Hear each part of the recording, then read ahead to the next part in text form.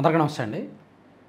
సినీ రంగంలో కొంతమంది దర్శకులు వాళ్ళ ప్రస్థానాన్ని చాలా డిఫరెంట్గా లిఖించాలి, చెరగని ముద్ర వేయాలి అనుకుంటారు. తీసినవి కొన్ని సినిమాలే అయినా సుదీర్ఘకాలం పాటు ఆ ముద్ర చెరిగిపోకుండా ఉండాలి అనుకుంటారు. ఒక యూనిక్ కంటెంట్తో, యూనిక్ రైటింగ్ స్టైల్తో వస్తారనమాట. దేవకట్ట గారు ఆ కోవకే చెందుతారు. మనం గొప్ప గొప్ప దర్శకుల పేర్లు చెప్పాలంటే మనకు అందరికంటే ముందు రాజమౌళి గారో, సుకుమార్ గారో, పూరి జగన్నాథ్ గారో, లేదా కృష్ణవంశీ గారు లాంటి వాళ్ళు, ఇలా పెద్ద పెద్ద దర్శకులు చాలామంది మనకు గుర్తుకు రావచ్చు కాక, కానీ వాళ్ళందరితో పోల్చడం సరికాదు. కానీ దేవకట్ట గారు కూడా గొప్ప దర్శకుడు. అయితే ఆయన రెగ్యులర్ కమర్షియల్ రొటీన్ ఫిల్మ్స్ జోలికి ఎప్పుడు వెళ్ళడు. ఆయన కంటెంట్ కావచ్చు, ఆయన రైటింగ్ స్టైల్ కావచ్చు, ఆయన స్క్రీన్ ప్లే కానీ, ఇంక్లూడింగ్ ఆయన డైలాగ్స్ కానీ కూడా ఆటం బాంబుల్లా పేలుతాయి. ఆయన తీసే ప్రతి సినిమాలు ఇప్పటి వరకు అదే ప్రూవ్ చేశాయి. తన 20 ఏళ్ల సినిమా కెరీర్ సుమారుగా ఆయన గట్టిగా ఒక 6-7 సినిమాలు తీశారు అంతే. చివరిగా ఆయన సినిమా రిపబ్లిక్ అనుకుంటా కదా, ఆ తర్వాత ఇంకేం రాల. ఆయన ఫస్ట్ సినిమా వెన్నెల, ఆ తర్వాత ప్రస్థానం, తర్వాత ఆటోనగర్ సూర్య. సో ఓవరాల్గా 5-6 సినిమాలు తీశారు.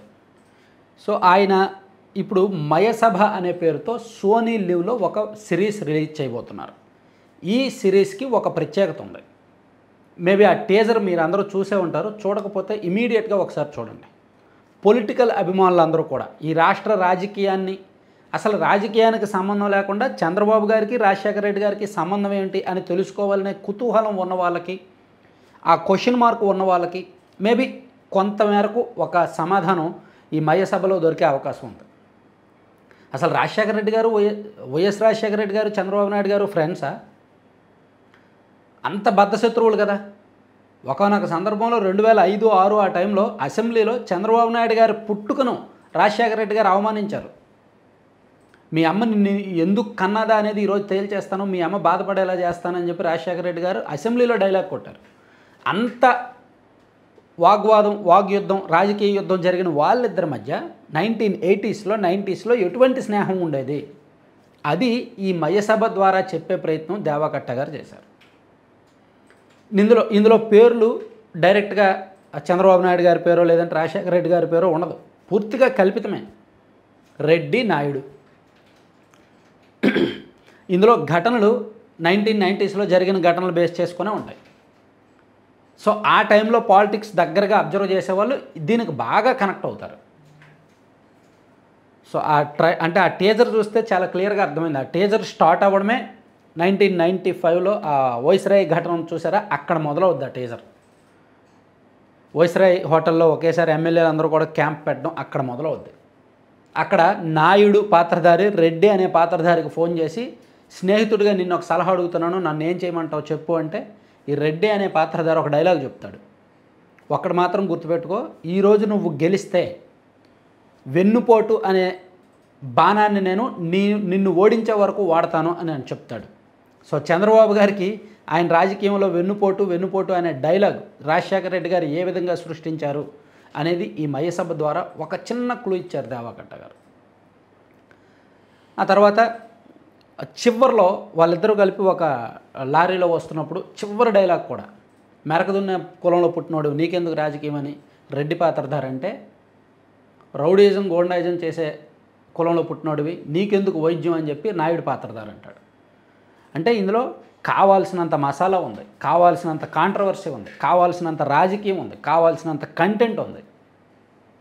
సో దాన్ని మొత్తాన్ని ఎటువంటి వివాదాలు లేకుండా, ఎవరి మనోభావాలు దెబ్బతీయకుండా రిలీజ్ చేయడమే డైరెక్టర్గా, ఆ కెప్టెన్గా ఆయన పని. మరి ఆయన నిజానికి సున్నితం, చాలా సున్నితం. వాళ్ళిద్దరి మధ్య ఫ్రెండ్షిప్ బాగా ఉండేది అని చూపిస్తే పొలిటికల్ పార్టీస్ వాళ్ళ కార్యకర్తలు, అభిమానులు హర్ట్ అవుతారు. వాళ్ళిద్దరూ బద్ధ శత్రువులు అని చూపిస్తే రియాలిటీ మిస్ అవుద్ది, నిజం కాదు, కంప్లీట్గా కల్పితంలో ఉంటుంది. ఈ రెండింటిని బ్యాలెన్స్ చేసి తీయాలి. ఎవరి మనోభావాలు హర్ట్ అవ్వకూడదు, ఎవరిని విలన్గా చూపించకూడదు, ఎవరిని హీరోగా ప్రొజెక్ట్ చేయకూడదు. వాళ్ళిద్దరు ఏ విధంగా కలిశారు, ఏ విధంగా శత్రువులు అయ్యారు, ఎప్పుడెప్పుడు మాట్లాడుకున్నారు, కల్పితం ఉంటేనే నిజం మిస్ అవ్వకూడదు. ఇలా ఇటువంటి కథను తెరకెక్కించడమే ఒక పెద్ద రిస్క్. ఆ రిస్క్ దేవాకట్ట గారు చేశారు. అందుకే ఆయన ఈ మధ్య సినిమాలకు బ్రేక్ ఇచ్చి దాదాపుగా 3 ఏళ్ళు 4 ఏళ్ళు అవుతుంది ఆయన సినిమా వచ్చి. సినిమాలకు బ్రేక్ ఇచ్చి దాదాపుగా 3 ఏళ్ళు ఈ ప్రాజెక్ట్ మీదే పనిచేశాడు ఆయన. ప్రతి frame to frame, scene to scene, dialogue to dialogue ప్రతిదీ ఆయన దగ్గరుండి మరీ అబ్జర్వ్ చేసి తీశారు.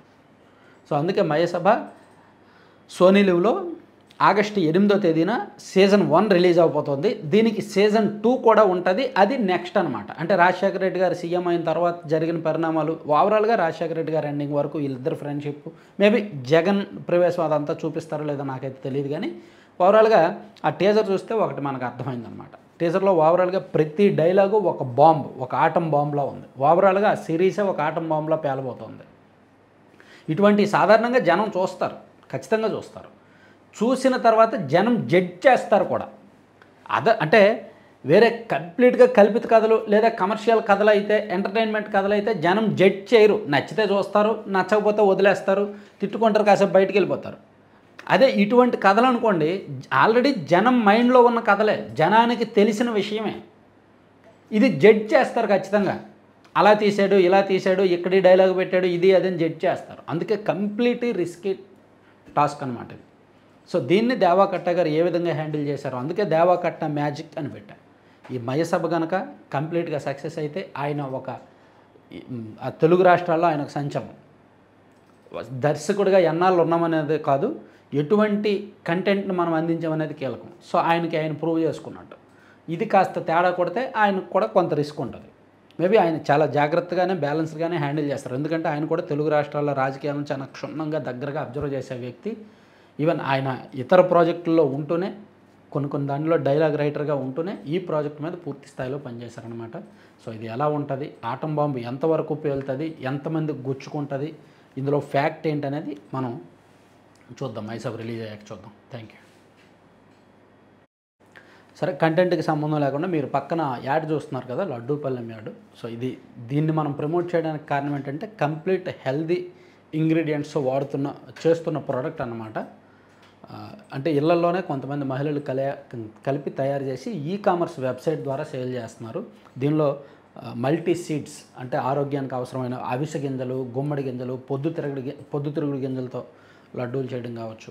ఈ లడ్డూలు చేయడానికి వారు వాడే బెల్లం కానీ లేదా డేట్స్ పౌడర్ కానీ ఇదంతా కూడా ప్యూర్ ఆర్గానిక్గా వస్తుంది. ప్లస్ రాగి, జొన్న, సజ్జ, కొర్ర వాటితో పాటు దీంతోపాటు dry fruits, multi millets, multi vitamins, multi seeds, dry fruits ఇలా భిన్నమైన ఇంగ్రీడియంట్స్తో చేస్తున్నారు. కాబట్టి కొంచెం డిఫరెంట్ ప్రోడక్ట్. ఇది మీ ఏరియాలో స్టోర్ పెట్టాలి అనుకుంటే విశాఖపట్నం, హైదరాబాద్, విజయవాడ, గుంటూరు, ఒంగోలు లేదా నెల్లూరు ఎక్కడైనా సరే జిల్లా కేంద్రాల్లో, పార్లమెంట్ కేంద్రాల్లో స్టోర్ పెట్టాలి అనుకుంటే, ఫ్రాంచైజీ కావాలనుకుంటే 9997839994 ఆ నెంబర్కి కాల్ చేయండి.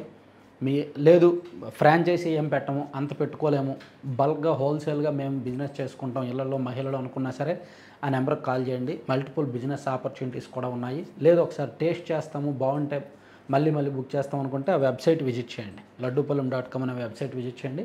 లేదా ఆ నెంబర్కి కాల్ చేసి ఒకసారి ఆర్డర్ చేసి శాంపిల్స్ బాగుంటే ఎంకరేజ్ చేయండి. Thank you.